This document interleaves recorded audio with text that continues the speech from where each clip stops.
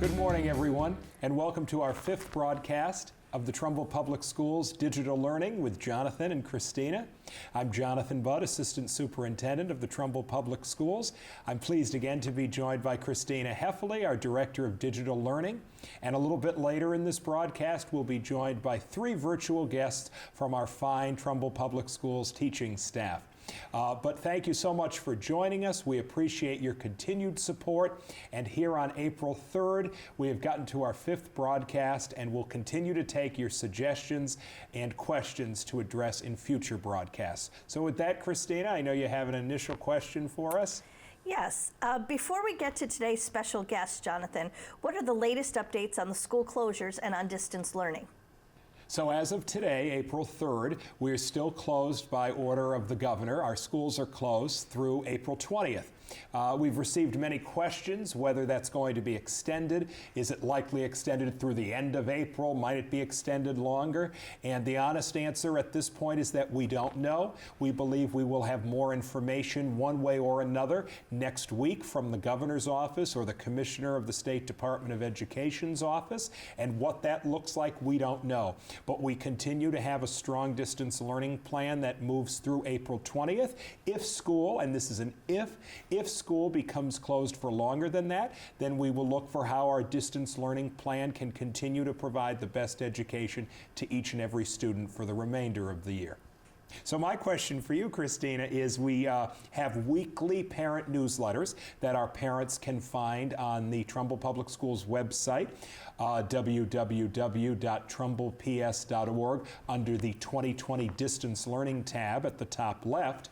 Every week we have parent newsletters that you and your staff prepare, and they're issued on Wednesdays. So we're up to the second editions now, and I know they're organized elementary, middle, and high school. Can you give parents a little insight into the topics of this week's newsletters? Yes. So what parents can expect to see in the newsletter is some tips for managing multiple users on Chromebooks. We have a number of staff, or a number of students that are sharing a Chromebook. So how do you log out, log into another, sort of make sure that it has the tools that the student needs to do their work. We also have some suggestions and some links to the Trumbull Public Library on how patrons can actually take out books digitally from the with their library card from the Trumbull Library. We also have some information in elementary and middle school for some virtual field trips on, you're stuck in your house, how can you tour a museum at this time? So we have a few cute suggestions on that as well. We also are adding to the newsletter site, we have just some quick how-to guides for students. We get sort of common questions from students. How do I submit an assignment through Google Classroom? Or how do I write on a PDF using the read-write tool? So we have some quick tips and quick video tutorials for students so that they can actually help themselves with some of those commonly asked questions. Great. Can you tell us a little bit about our special guests today? So as we've talked before, at the K-5 level, our primary focus during these weeks of distance learning is literacy, reading, writing, and phonics, mathematics, and science. But we have provided for K-5 families and students really rich activities in the arts, visual arts and music, and physical education as well. And while we are strongly encouraging and not requiring that work, we know that from attention to the entire child, especially the emotional needs that kids have these days, and especially as our days become a little bit more maybe confining, being in our home settings on days that it might even be rainy and it's hard to go outside, we want to provide in this broadcast some information from some key teachers and leaders in K-5 art, music, and physical education about the activities they've prepared and some of the key principles that parents and guardians could think about in having their students engaged in the arts and in physical education as well during these days that school is closed. So with that, I'm going to turn to our first virtual special guest, Deb Dean. And Deb, let me just start off by saying we appreciate your and your colleagues' commitment to the arts at this time.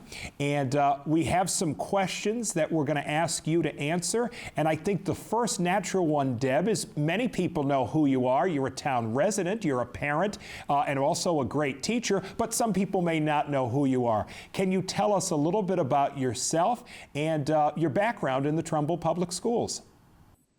I'm Ms. Dean, and I have been teaching art in Trumbull for about 18 years. I started at Middlebrook with Mrs. Edwards, and then moved to Frenchtown when it was a brand new building, a very exciting time. For a number of years, I worked at Madison Middle School, and currently, I returned to Frenchtown. I am team leader for the art department, which gives me an opportunity to work with a group of dedicated and talented art educators. We have a vertical learning approach to the art curriculum, which spans pre-K through AP art at the high school level, with a focus on the elements and principles of art. They are the building blocks or foundation, the language for artwork and art discussion. So currently, the website that the elementary art teachers created revolves around the elements. It has activities that explore and enhance their importance. Okay, thanks very much, Deb. I'm wondering if you can now spend a little time thinking of grades K to grade 2 students and the type of arts activities that might be most beneficial for them to engage in and how a parent or guardian could support them. Here is an Elements of Art tablecloth. I'm about to share with you an activity that would be fun for kindergarten through 2nd grade. Actually, any grade level could do this. So I'm going to talk about the different things you could do on a arts element scavenger hunt. So let me just bring up the camera a little bit.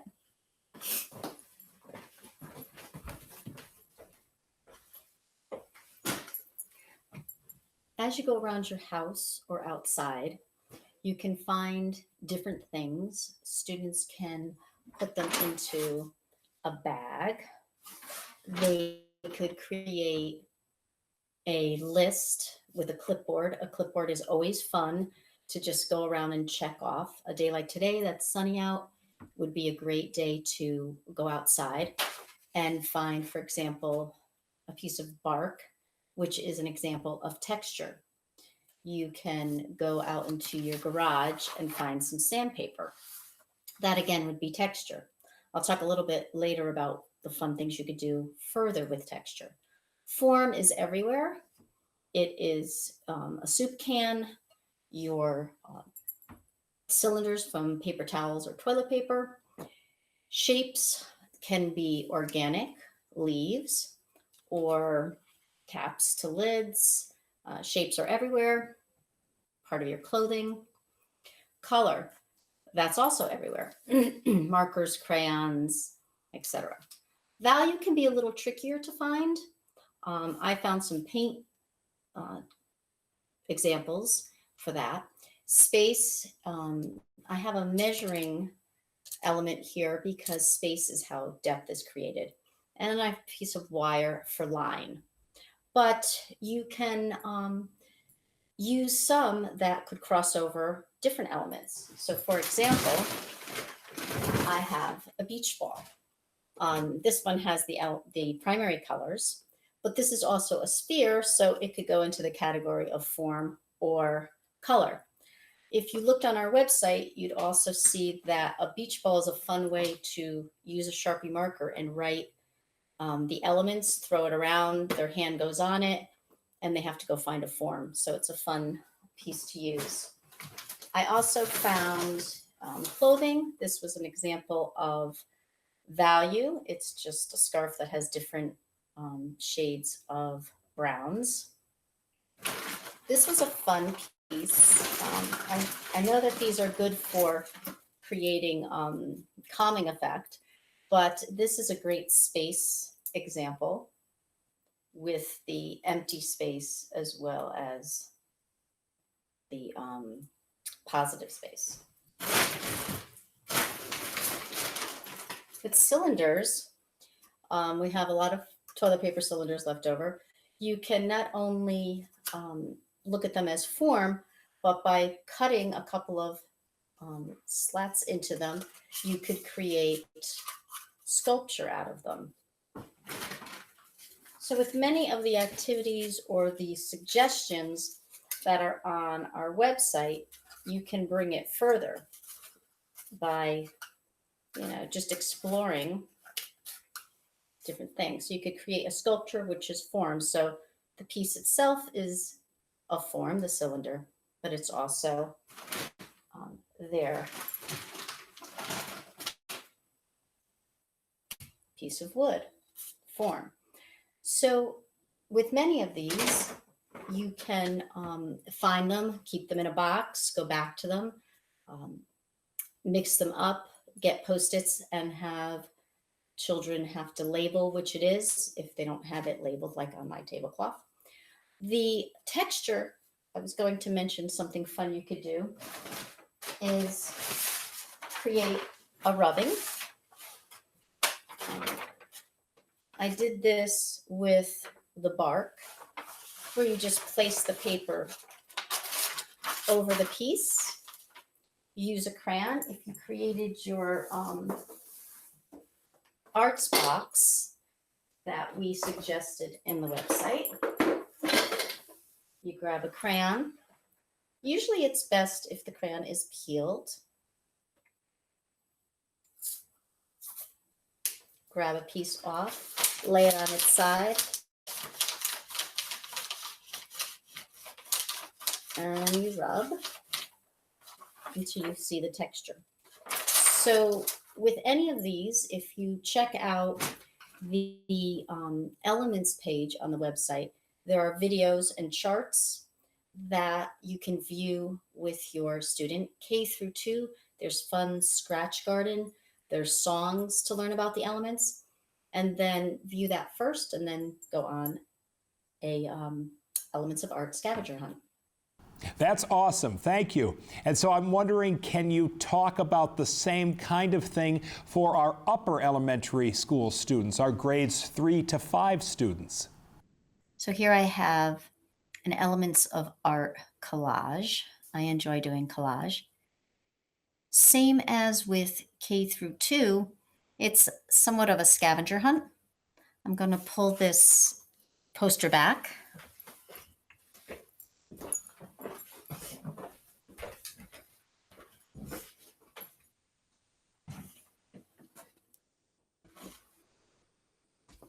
And just show you a little bit about what to do with a collage of this type, where you would use magazines. And again, if you have your box with all your supplies, it's easy to find things. If you don't have glue, you could simply find the different elements in magazines, images of them, and create envelopes. With this, you can make games out of it, but you can put them in here. You could arrange them. You can, if you have glue, then you would arrange them on here. The examples are here are your form, space, texture, color, value, line, and finally shape. With this, if you wanted to bring it further, you could put the elements on Post-its and you can guess which, elements are which. As I mentioned before, sometimes elements could cross over. So what would be clearly line to one person might seem like form to another. So usually there's one that's predominant. With space, sometimes that's hard to find, but perspective is usually a great example of it. When you are creating collage, you can cut with scissors or sometimes used a torn edge. That's sort of, I like the torn edge for texture because it just added to it. And again, with this, it's suggested that maybe you view some of the videos and the charts that are on the web page that is labeled the Elements of Art. because it gets you familiar with them. It gives you visual examples, and then you can search and find them. This is an activity that can span a few days. You can search through the magazines. You could tear and make, your pile, and then begin to put them in their envelopes, and then finally create the collage. So many of these things, if you made a space for your child to work in, that's a great place to begin things. It's something where they can go when they need to use the other side of their brain to relax from maybe reading or writing, and you know leave it set up, and then they can have their own collage. Either one of these activities is great to hold on to, because anything else they create in art relates to these. So it's a great tool to have as they go forward with any of the other activities. Well, I think you can appreciate, everyone, just from Deb's enthusiasm, the great things that our kids experience in the Trumbull Public Schools each and every day, and how our teachers are turning that over into the distance learning world as best as they can. We're going to turn now to our second virtual guest today, and we're really pleased to be joined by Mike McGrath, who is a music educator at many of our elementary schools. And Mike, you're also the music team leader, I know, but say a little bit more about who you are and your background in the Trumbull Public Schools, please. My name's Mike McGrath, and I teach general music, band, and strings at 3 of the elementary schools, and I love it all. I've been doing this for quite some time now, and while every year always presents new challenges, I was always sure that I would never ever have to learn how to work from home. I sure didn't see that coming. I also serve as the pre-K through 12 music team leader, and I want to tell you how proud I am to be part of the Trumbull Music Department.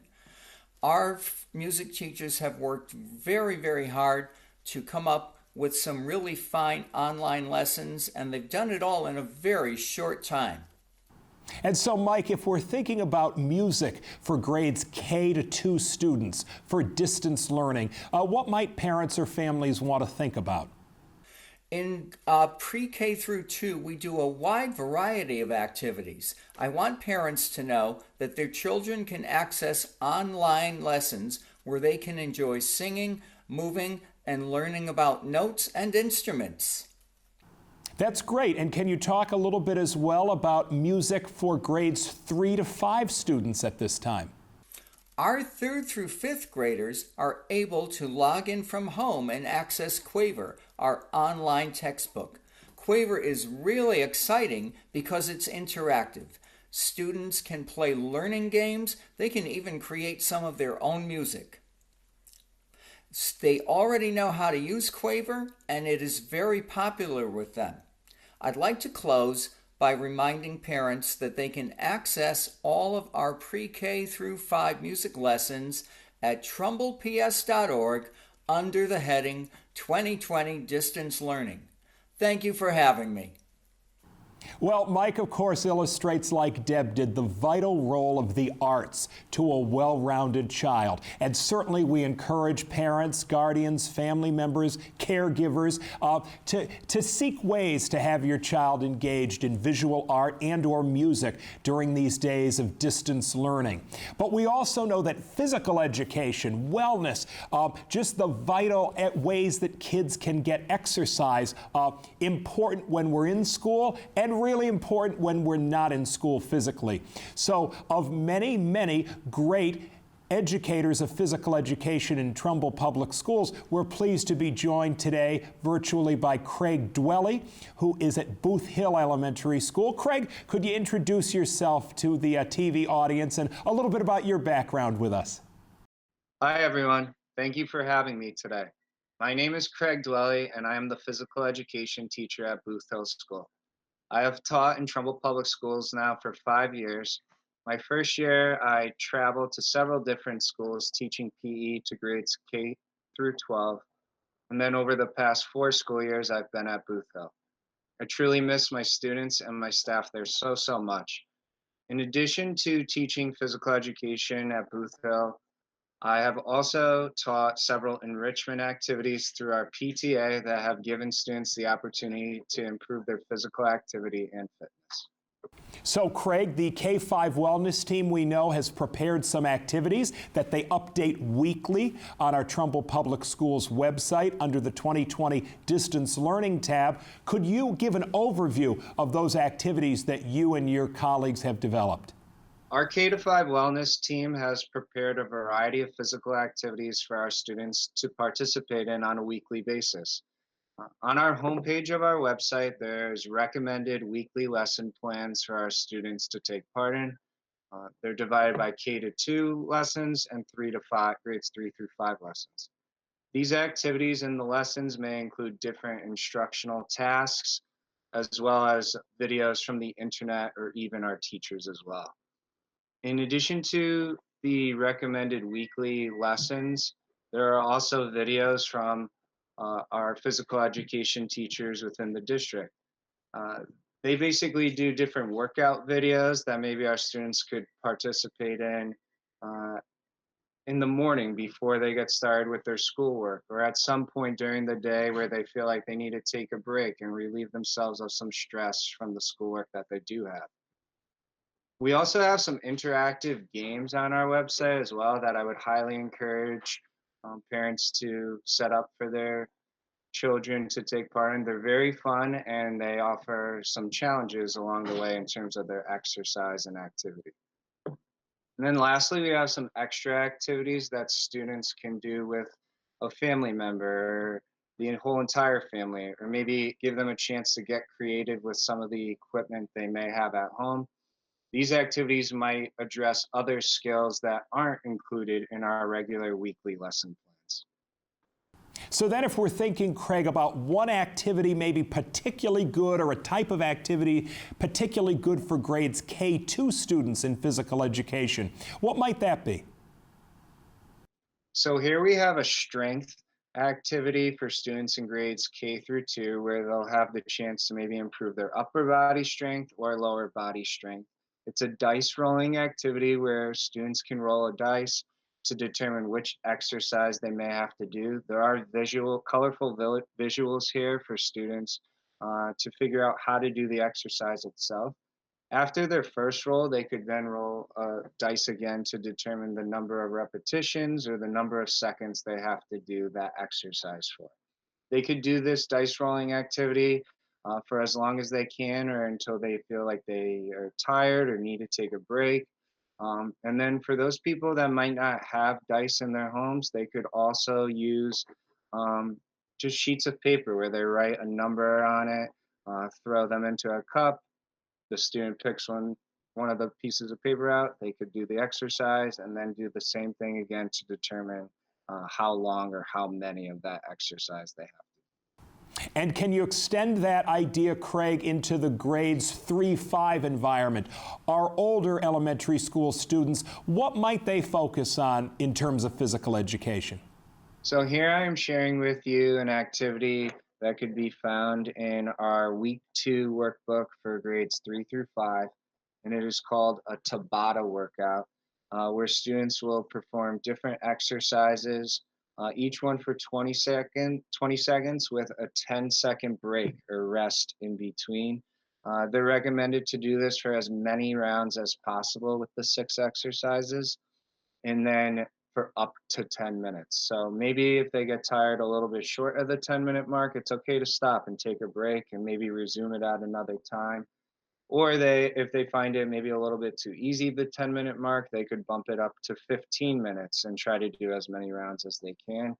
It's important to note that some of the exercises here they may have seen earlier this school year with different fitness concepts, whether it was cardio endurance or muscular strength in their upper body or muscular endurance of their abs.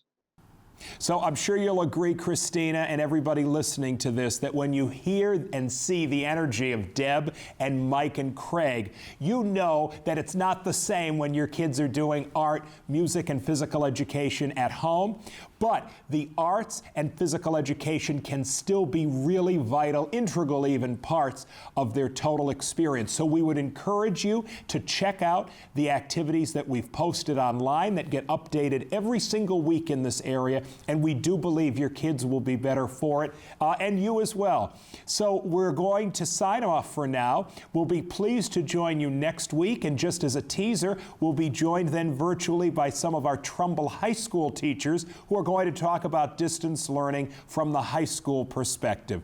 So thanks again, Christina, for your and your team's hard work. We want to recognize the staff of the Trumbull Connecticut Community Television and coming with us into the studio for these broadcasts and doing a lot of editing work to make us look great afterward. Thank you for your support, and thank you to the town of Trumbull for your continued support of the Trumbull Public Schools during this really unprecedented time. Thank you, everyone.